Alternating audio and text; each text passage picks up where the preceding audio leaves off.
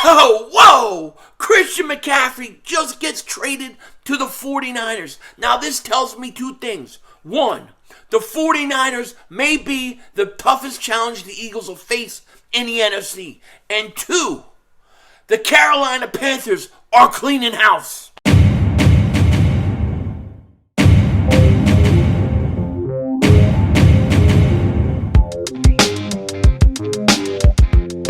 Dallas still stinks. You're by the way, King Dingbat. Here we got some huge breaking NFL news. Christian McCaffrey just got traded to the San Francisco 49ers. And this is big time. Why? Because it could affect the Eagles. Now we're going to explain how in a second. But before we do that, if you're new to the channel and you like the content, make sure you hit that like button. More importantly, make sure you subscribe for daily Eagles content, NFL content. You don't want to miss it. And if you've been subscribed for a while, you know the deal. Just double check, double moonwalk check. Make sure you're still subscribed. Now, we just got finished watching the football game tonight. Thank you to everybody who was in my stream. And as we were streaming it, news broke about Christian McCaffrey going to the San Francisco 49ers. Adam Schefter reported, stunner, Panthers are trading Pro Bowl running back Christian McCaffrey to San Francisco 49ers in exchange for draft picks, source tells ESPN. McCaffrey returns to the Bay Area where he attended Stanford. Now, in the trade, the 49ers, man, they gave up a lot for this guy. They gave up a lot. But the 49ers get Christian McCaffrey, and they give Carolina a second-round pick in 2023, a third-round pick in 2023, a fourth-round pick in 2023, a fifth-round pick in 2024. So they gave up 4 draft picks, 3 of which are next year's draft for Christian McCaffrey, a running back who, when he plays, is very talented. We all know this. Great running back when he plays, but he can't stay healthy. So why did the 49ers do this? Simple. The 49ers are looking at the landscape in the NFC, and they're saying to themselves, listen, Trey Lance might not have been ready to be our quarterback. He's hurt. We now got Garoppolo in there, and we're talented. We're a talented bunch with Debo, with Brandon Ayuk, with Kittle. Now you add Christian McCaffrey on Shanahan's blocking scheme and the way he likes to run the ball. Running backs have a lot of success under Shanahan. So all of a sudden, the 49ers, they look like a pretty good team. Now they're 3-3. They haven't been that great this season. But when you look at the NFC conference, right? Who are the toughest teams in the conference? You got the Eagles at 6-0. To me, they're the best team in the conference right now. No question about it. Then who do you have at 2? It can't be the Green Bay Packers. It's not. I don't think it's Tampa Bay. I don't think it's the Rams. Those are the 3 teams that have been on the top in the NFC the last few years. I don't think it's any of those teams.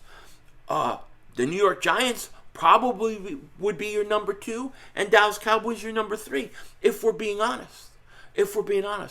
But by the 49ers going out and trading for Christian McCaffrey, that, in my opinion, if Christian McCaffrey stays healthy, the 49ers possibly just jumped the Dallas Cowboys and the New York Giants as the second best team in the conference. They have that talent. That's a talented team that can score points, they can move the ball, they can play some defense. So they got talent. And to me, the Eagles got to keep their eye on the 49ers. Now, we don't play them in the regular season this year, which is fine, but you got to keep an eye because they're saying, hey, we're 3-3, but this conference is winnable. This conference is wide open. That's what the 49ers are saying. Otherwise, you don't go out and make those many picks, give those many picks away for Christian McCaffrey, a running back who can't stay healthy.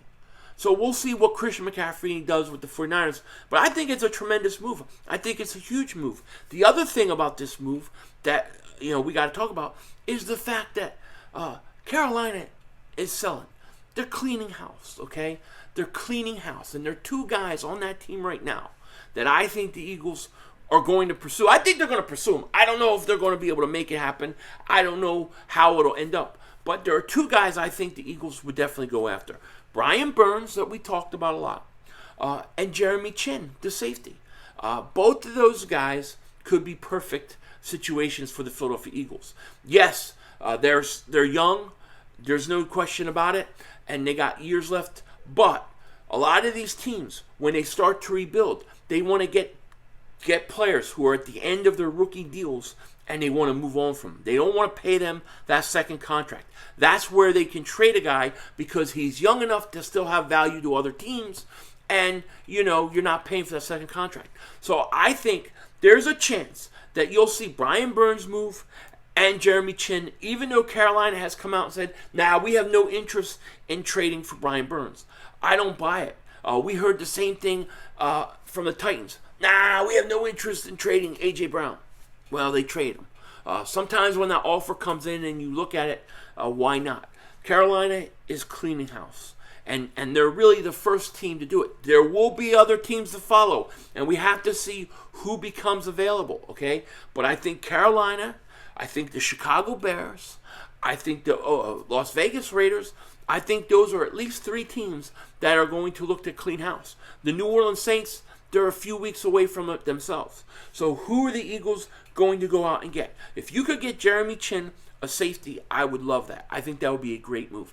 The Eagles need safety. Now, Epps has been okay, and I really like Chauncey Gardner-Johnson. I think he's getting better every week. But depth-wise, bringing in Kevon Wallace scared the hell out of me. It just did. And if you could add depth to the safety, I would do it. If you get a guy like Jeremy Chin who would come for the long term, you do it. You do it. Same thing with Brian Burns. He comes in, he's a rotational piece this year, but he's also a guy that you bring in for the future. So those two guys are really probably my targets. Now there's another guy, we've talked a little bit about Robert Quinn. He's another guy that's out there, probably going to be the easiest guy to get because the Bears are willing to eat his contract. However, another guy who wants out of Chicago is Roquan Smith. Roquan Smith wants out of Chicago. Now, I don't know if the Eagles will go out and give up compensation for a linebacker, especially when they got the guys that they already have. But if there's any way that you could bring Roquan Smith into the Eagles, that would be unbelievable. You keep him, you keep T.J. Edwards, you have Nakobe Dean, you probably let White go at the end of the year, but Roquan Smith, absolute stud. So, if I could land him, I would do it too. I think he's least likely, but I do think that Burns and Chin, there's a shot. Now I'm not saying I'll say it's 35%. I'll say there's a 35% chance we land one of those two guys. I think there's a 99.9% chance that there's going to be a big trade by the Eagles. I think there's going to be a monster trade by the Eagles. I just don't know who it's going to be. Because a lot of times when we make deals, Howie Roseman, he trades these guys you don't see coming. You don't see it coming, and all of a sudden, boom, it's like, wait a second, he was available? Wait a second, A.J. Jai was available? When did that happen? Jai was available? We didn't see it coming. That's Howie Roseman. That's what he does. That's Howie Vision. We're all just living in it. So I expect something like that, most likely. The Eagles have to. If the 49ers are saying at 3-3, our conference is open, let's give these assets and get a running back that can help our team possibly win the conference and, go to a Super Bowl, then the Eagles sitting at 6-0 got to say the same thing, no? We're 6-0. We got a chance at a number one seed, get a bye week. We have a chance to go to Super Bowl. You gotta be buyers. You got to be buyers, and I think the Eagles will. Giants may be buyers too. There's been talk about DJ Moore going to New York. Giants need a receiver. Makes a lot of sense. This is going to be an interesting few weeks, and I expect Howie to make at least one big, significant move. I really do. I expect it. But this Christian McCaffrey, this is only the first piece to fall around the NFL according to the trade deadline. So we just got to wait and see. Now, there's one other thing I have to talk about real quick, okay? Because this was brought up in my Thursday night live stream, and I didn't know much about it, but I went and I read the article, and I had to talk about this, right? So, apparently, Nick Sirianni last year got a lot of talking to by the Dallas Cowboys players after the game when Dallas beat us, when we sat our players, and they came and they were real arrogant and real cocky, and it made this game all the more sweeter, okay? So get this. According to Eagles edge rusher Brandon Graham, players on the Cowboys told Nick Sirianni last season that his team didn't belong on the field with them. Quote, I don't know if he's going to tell you all the story, but I'll just say it.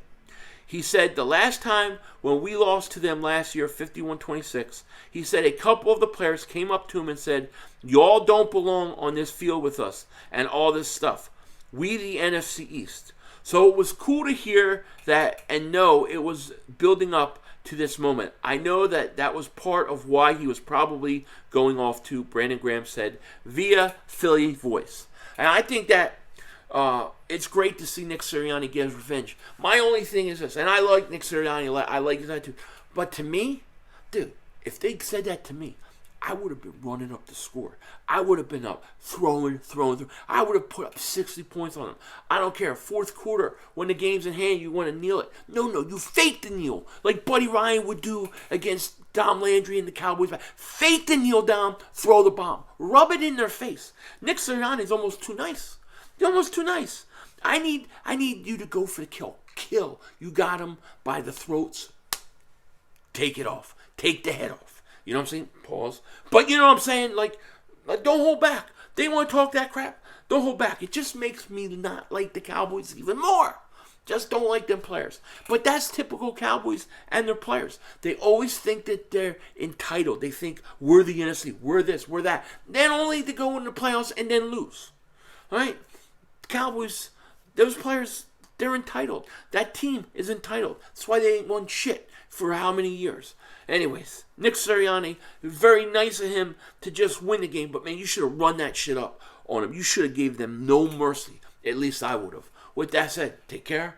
Talk to you later. Of course, don't be a dingbat.